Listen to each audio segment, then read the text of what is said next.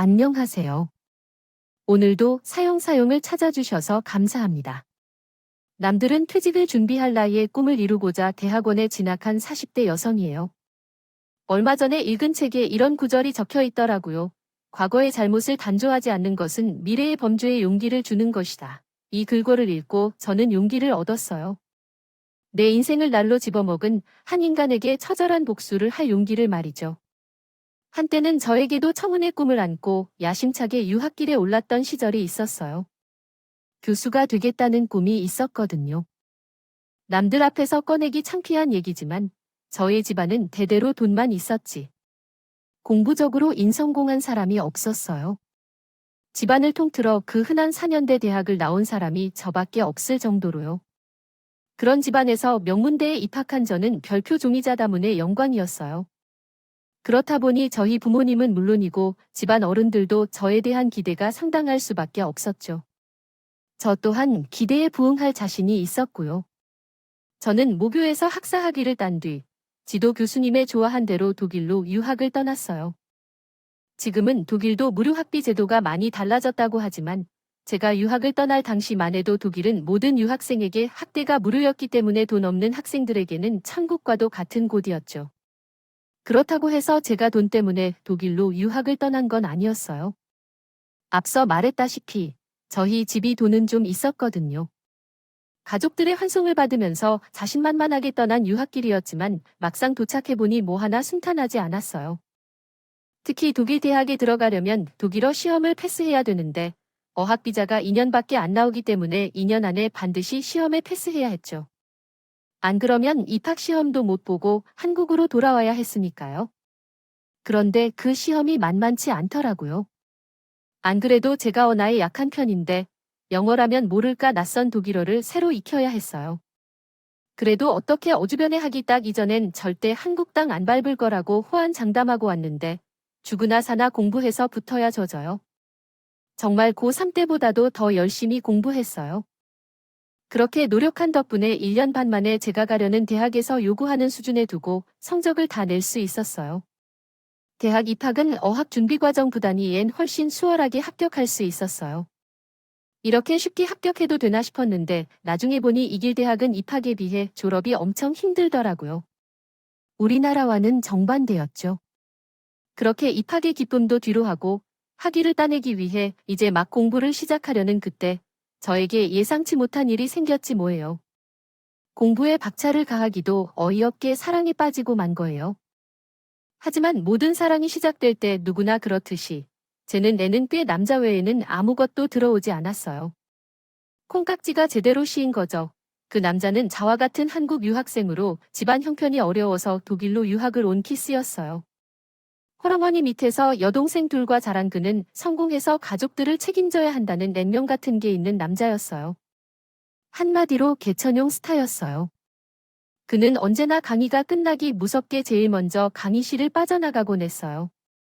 처음에는 왜 저러나 싶었는데 알고 보니 학교 근처 펍에서 서빙 아르바이트를 하고 있었더라고요. 공부만 해도 벅찬 유학생활 중에 말이죠. 그렇게 번 돈으로 생활을 하고 심지어 일부는 한국으로 보내더군요. 정작 자신은 집세를 못 내서 친구 집을 돌며 더부살이를 하면서 말이죠. 제가 이 남자한테 빠진 건 어쩌면 사랑보다는 연민 때문인지도 몰라요. 남자를 볼 때마다 가슴이 찡한 게 구제해주고 싶었거든요. 당시 학생들은 기숙사 생활을 하거나 샤워 얼음을 구해 살았는데 저 역시 스페인에서 온 유학생과 최얼음에서 살고 있었죠. 그런데 학기 중에 갑자기 룸메이트가 고국으로 돌아가게 되면서 새로운 룸메이트를 찾아야 할 상황이 된 거예요. 저는 당장 남자를 찾아가 공짜 빈방이 생각한다고 거짓말을 했어요. 스페인으로 돌아간 룸메이트가 이미 반년치 반값을 내고 갔다고 말이죠. 사실 너무 엉성한 거짓말이었지만 궁한 상황이었던 그는 제 말에 따라 우리 집으로 들어와 살게 되었어요. 젊은 남녀가 한 집에 살다 보니 우리는 자연스럽게 가까워지게 되었고 얼마가 되어 연인 사이로 발전하게 되었어요. 자기고부터는 집세며 생활비를 저희 집에서 보내준 돈으로 해결했고요. 한창 젊었던 우리는 열렬한 연애를 했고 그러는 와중에 덜컥 아이가 생긴 거예요. 제 임신 소식에 저희 집에서는 당연히 나 애가 났죠. 기껏 교수 만들려고 유학 보내놨더니 하필 직불도 없는 남자를 만나서 날개도 못 펴보고 꺾이게 됐다고 말이죠. 하지만 그때는 남편한테 빠져있던 때라 부모님이 뭐라고 하시든 제 귀에는 안 들어왔어요. 남편 역시 어머님께 저의 임신 사실을 알렸는데 시대 쪽에서는 꽤 반기는 눈치더라고요. 아무래도 차갑게 사는 집이기 적어도 돈 걱정은 덜게 됐다 싶었나 봐요. 게다가 타국에서 지내는 아들을 챙겨줄 여자가 생겼으니 더 그랬을 테고요. 아무튼 그렇게 우리는 부부가 되었어요. 처음엔 유학이 고 먹고 당장 돌아오라던 아빠는 그래도 자식이라고 꼬박꼬박 생활비도 붙여주셨고 임신한 딸이 혹여 제대로 못 먹고 지낼까봐 매달 한식 재료도 잔뜩 붙여주셨죠. 덕분에 저는 삼시세끼 한식을 먹어가며 무사히 아이를 낳을 수 있었어요. 그렇게 아이까지 낳고 부부니 어느새 제 꿈은 멀리 날아가 버리더군요. 그래서 이렇게 된 거 남편이라도 반드시 교수를 만들어야겠다는 새로운 꿈을 갖게 되었죠. 책임감이 강했던 남편은 저희 친정에서 보내주는 돈으로 사는 게 미안했던지 학업과 아르바이트를 병행했어요. 아무래도 아이가 있다 보니 돈이 들어갈 때가 많았거든요. 틴틴이 번영일도 하고 방학 때는 한국 관광객들을 차에 태우고 다니며 관광 가이드 노릇도 했어요. 제 남편이지만 정말 의지 안 하는 어디서도 빠지지 않을 남자다 싶었죠. 그리고 드디어 남편이 박사 학위를 따게 되었고 우리 부부는 한국으로 돌아갈 준비를 하고 있었어요. 그러던 어느 날이었다. 찌우 남편이 누군가와 통화를 하고 있었는데 통화하는 내내 꽤 심각한 표정으로 한숨을 깊게 내쉬더군요.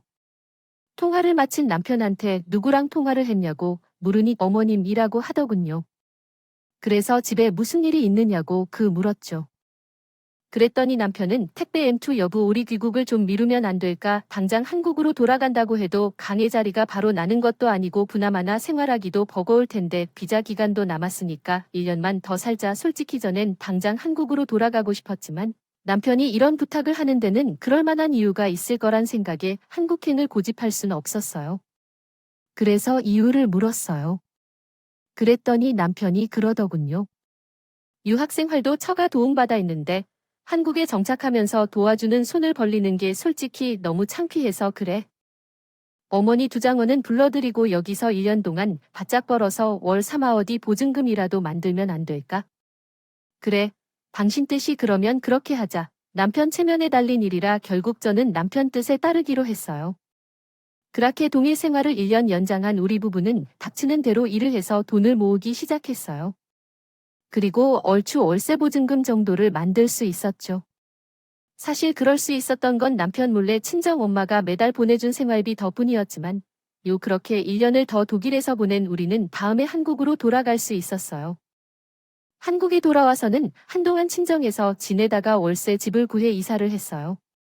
이때 이 친정 부모님께서 남편 몰래 돈을 보태주셨고요. 그렇게 독립을 한 우리 부부는 당장 생활비를 벌어야 했기에 급한 대로 형리를 찾아서 했어요.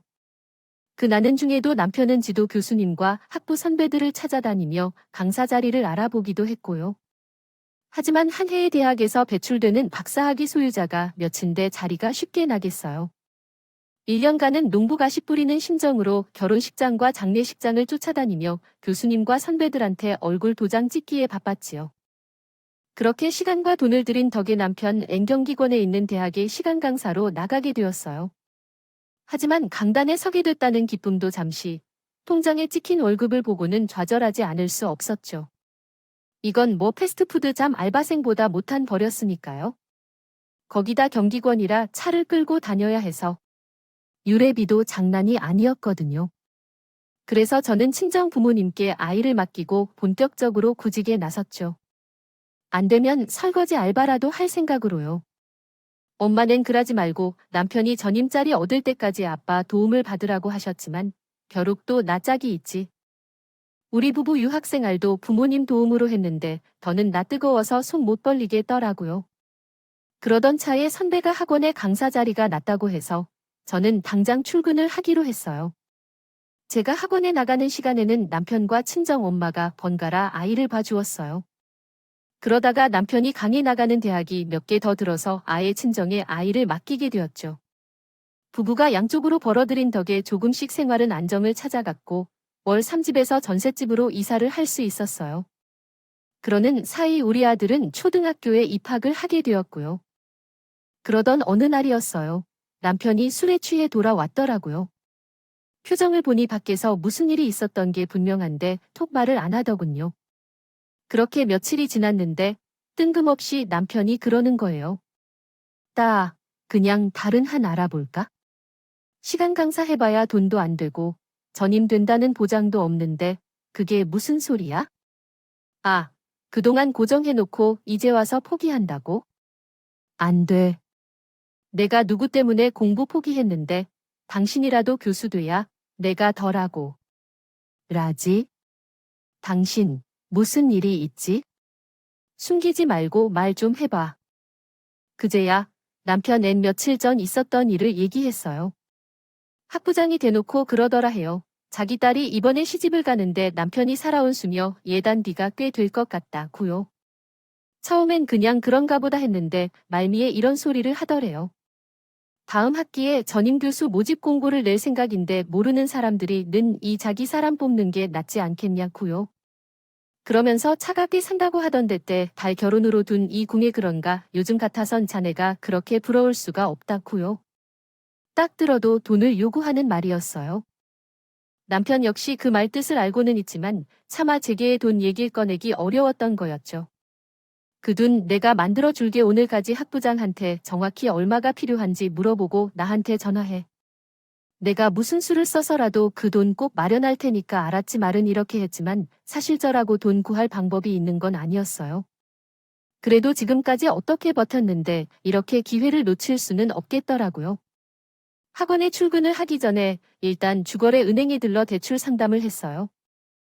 다행히 사대보험에 가입돼 있어서 대출은 가능했지만 대출 금액은 생각보다 얼마 안 되더라고요.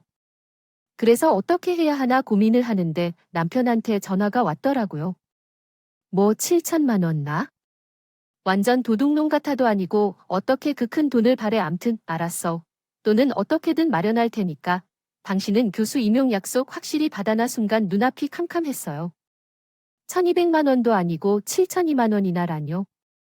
로또라도 당첨되지 않는 한 재선에선 구할 수 있는 돈이 아니었어요. 그래서 아빠를 찾아갔어요.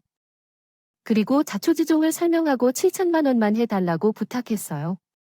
아빠는 한참을 말없이 생각에 잠겨 계셨죠.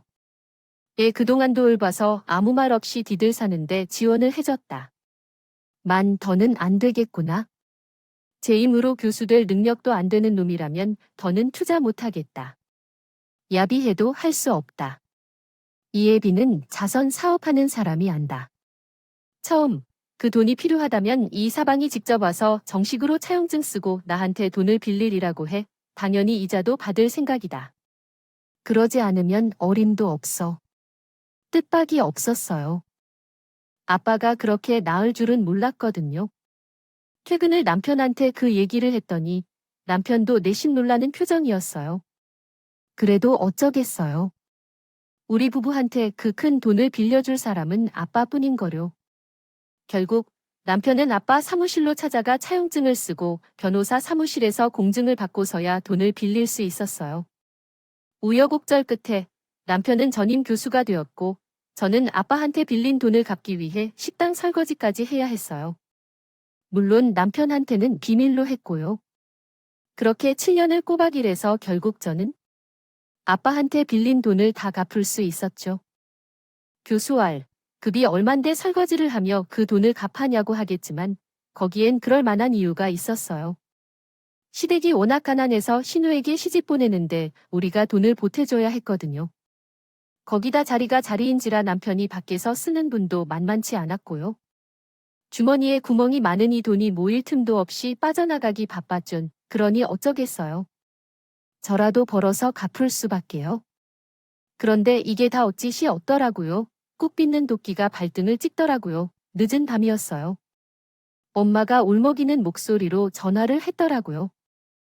아빠가 욕실에서 쓰러주셨다고요. 발견하자마자 바로 응급실로 갔지만 발견하기까지 시간이 꽤 흘러서 가망이 없다고 했더나 봐요. 저는 당장 남편을 깨워서 병원으로 달려갔어요. 내일 당당하던 아빠가 산속업계의 의지에 간신히 숨을 쉬고 있는 모습을 보자 눈물이 멈추지 않더라고요. 엄마는 거의 혼이 나간 사람처럼 병원 복도 의자에 주저앉아 있었어요. 그런 엄마를 보니 나라도 정신을 차려야겠다는 생각이 들더군요. 남편은 다음날 강의가 있어서 집으로 보내고 저는 엄마를 모시고 친정으로 향했어요. 중환자 실면의 시간이 정해져 있어서 병원에 남아 있어봤자 아빠를 볼 수도 없었거든요. 그날이 오전에는 엄마를 모시고 며 4시간마다 아빠를 보러 갔어요. 아빠는 중환자실에 들어간 지 3일째 되는 날 결국 세상을 떠나시고 말았죠. 슬픔이 가실 틈도 없이 장례 절차가 시작됐고 형제가 없는 전엔 남편한테 전화를 했어요. 그런데 글쎄 남편이 모르는 다지 뭐야. 어떡하지 나. 지금 공항이야. 제주도에서 학교가 잡혀서 내가 당장 못 갈 것 같은데 뭐. 그걸 말이라고 해? 그따위가 장애인 장례식보다 중요해? 당신이 어떻게 우리 아빠한테 이럴 수가 있어? 어떻게 이런 야가 그래? 마음대로의 그 잘난 함께 가서 교수 노릇이나 실컷 하라고. 너무 화가 나서 전화를 끊어버렸어요. 그러면서도 내 시인, 남편이 마음을 받고 장례식장으로 와주기를 바랬죠. 하지만 발인 날이 되도록 남편은 장례식장에 코빼기도 보이지 않았어요. 시어머니와 시아빠 이들도 마찬가지였죠. 피심한 마음을 꾹 누르고 있다가 장제에서 돌아오자마자 남편한테 전화를 했어요. 아예 전화기를 꺼내더군요. 그래서 과 사무실에 전화를 했는데 글쎄 조교가 이러지 뭐야? 제주도와 케라뇨 교수님 안식년 들어가셔서 일주일 전부터 학교 안 나오시는데요. 순간 망치로 머리를 세게 얻어맞은 것 같았어요. 남편한테 안식년에 대해서는 전혀 들은 적이 없었거든요. 혹시 몰라서 그 길로 시댁에 달려갔어요. 먼저 전화를 하면 피할 것 같아서 연락 없이 찾아갔죠. 그랬더니 시어머니가 제 머리에 꽂힌 장례식 핀을 보고는 놀라시면서 누가 돌아가셨냐 묻더군요. 그이가 말 안 해요. 친정아버지가 돌아가셨다고 확인해 주세요. 사회인 자식도 안 찾아온 장례식장에 자기 가족을 보낼 리가 있나요? 어머님, 아들 지금 어디 있어요? 학교에서 안식년이라 1년간 휴가라는데 장애인 자매가 누구 어디 있냐고요? 악에 바친 저는 소리를 질렀어요. 그랬더니 시어머니는 뭔가 떠올랐는지 눈빛이 변하더라고요. 뭔가 알고 계시죠? 그 사람 지금 어딨어요? 말 좀 해보세요. 하지만 시어머니는 제게 아무 말도 해주지 않았어요. 그렇게 별소득 없이 집에 돌아온 저는 업체에 연락해 남편의 행방과 뒷조사를 의뢰했어요. 한 달여쯤 지났을까 업체에서 연락이 왔더라고요. 남편은 현재 미국 보스턴에 체류 중이라고 하더군요. 그런데 그 다음 말이 충격적이었어요. 남편분 호적에 아드님의 따님이 한 번 더 있던데 혹시 알고 계신가요? 7년 전에 남편분 밑으로 입적됐더군요. 알고 보니 남편인 이 길은 유학 전에 사실혼 관계에 어떤 여자가 있었더라고요. 독일에서 알바를 하며 돈을 벌었던 것도 시댁이 아닌 그 여자한테 보냈던 것이었죠. 유학 중에 잠깐씩 한국에 들를 때도 남편은 몰래 그 여자를 만나왔었고 독일에서 귀국을 1년 미루고 돈을 벌었던 것도 월세 보증금이 아닌 혼외자식인 딸내의 수술비를 벌기 위해서였다더라고요. 교수 임명이 되고 나서도 신우애들 핑계를 대고 목돈을 그 여자한테 보내왔어요. 한마디로 두 집 살림을 해온 거였죠. 내 부모 등골을 빼서 말이에요. 피가 거꾸로 솟는 것 같았어요. 인간을 당장 찢어 죽여도 시원찮을 판이에요. 손이 바들바들 떨리고 배신감에 잠도 잘 수 없었어요. 맨정신으로 버티기 힘들어서 못 마시는 술도 마셔봤지만 소용이 없었죠. 머릿속에는 온통 어떻게 하면 가장 잔인한 복수를 할 수 있을까 그 생각뿐이었어요. 그렇게 며칠을 침대 위에서 끙끙 앓다가 변호사 사무실을 찾아갔어요. 일단 법적으로 할 수 있는 모든 소송을 진행해 달라고 의뢰했어요. 그리고 남편한테 이메일을 보냈어요. 불륜 사실을 다 알고 있으며 당장 돌아오지 않으면 후회하게 될 거라고요. 그러자 다음날 남편이 제게 전화를 했더라고요. 저는 일부러 받지 않았어요. 그랬더니 이틀 뒤 바로 저를 찾아와서 나는 다짜고짜 이혼 서류를 던졌어요. 이미 다 알다니까 긴 말 하지 않을게. 양육권이랑 친권 다 줄 테니까 이혼하자. 위자료도 원하는 대로 줄게. 나 그라 장모 태워줘. 당신한테는 미안하지만 당신한테 도이게 최선일 거야. 껍데기만 안고 사는 건 허무하잖아. 아주 뚫린 입이라고 말은 잘한다. 꼴의 교수 아니랄까봐 말 빠른 인내. 위자료 받아야지. 그 전에 비청산부터 하자. 아빠가 돌아가시면서 내가 몇 가지 유산으로 받은 게 있는데 그 중에 이런 것도 있더라. 7년 전에 네가 쓴 7천만 원 차용증. 너도 참 뻔뻔하다. 돈 빌렸을 땐 언제 그 이자는 커녕 원금도 한 번 안 갔는데 판이 아주 갚을 생각도 없는 놈이 이자는 7%나 내겠다고 썼더라. 이게 7년 지났으니까 이자가 얼마야? 그 정도는 계산할 수 있지. 일단 그 전부터 내놔. 참, 그동안 우리 집에서 끌어다 쓴 유학 시절리 생활비며 전세보증금도 다 털어놓고 이 집 살 때 우리 엄마가 돈 대준 것도 싹 다 적어놨으니까 빼먹을 생각 말고. 근데 이거 저거 다 갚으려면 집도 차도 다 놓고 나가. 알겠는데 어쩌니? 무슨 소리야? 아, 교수 월급이 얼만데 그 돈은 다 어디다 쓰고? 아니 네가 그동안 니네 엄마랑 여동생들 팔아가며 몰아챙겨간 게 얼만데? 그뿐이니? 교수 품위 유지비 다 뭐다? 네 입으로 들어간 돈은 또 얼만지. 따지고 보니까 우리 집 생활비는 거의 내가 번 돈으로 해결했더라. 물론 정확한 계산은 내 변호사가 아주 꼼꼼하게 정리해서 제출할 테니까 걱정 꽉 붙들어 맸세. 아참, 그리고 말이야. 무엇보다 나는 내 인생을 말아먹은 네가 행복한 꼴은 죽어도 못 보겠어. 그래서 받은 대로 돌려주려고 기부엔택. 그는 확실해. 하지 그러니까 그 여자 집에 가서 기다려. 기대에 넘치도록 돌려줄 테니까. 네가 원래 거지 근성이 충만해서 꿈으로 넘치게 받는 걸 좋아졌니? 차고 넘치게 죽게 기대해. 남편을 내쫓은 저는 그 길로 업체 전화에 남편 내 대학 학과 게시판에 남편의 불륜 사실을 폭로하는 글을 올리도록 했어요. 내연녀가 사는 지역 맘카페에도 그 사실을 올렸고요. 정확하게 내연녀의 이름은 지칭하지 않았지만 그 여자와 그야 저가는 피아노 학원을 그 지역 사람이라면 누구나 알 수 있을 정도로 특장 지어서 말이죠. 동네 어디서도 얼굴 못 들고 다니도록 해줄 작정이었다지요. 그 효과는 생각보다 빨리 나타났어요. 얼마 뒤 내 언시 피아노 학원은 학원생 이탈로 문을 닫게 되었고 남편은 대학에서 해임되었거든요. 위자료와 양육비 저희 친정에서 끌어다 쓴 돈까지 다 합산하니 정말 남편은 앤맨 몸뚱이 하나 남더군요. 처음 차를 만났던 그때처럼 여집도 없고 돈도 없고 직업도 없는 남편을 결국 내연녀한테도 버림받았어요. 그렇게 죽고 못 살던 이 그들의 사랑은 고작 그 정도더라고요. 오늘 한전엔 집을 전세 놓고 아들을 데리고 친정으로 들어갔어요. 그리고 얼마 전 모교대학원에 진학해 석사 과정을 밟고 있어요. 이제 와서 교수가 되겠다는 건 아니지만 저거 이 후회를 남기고 싶지 않아서요.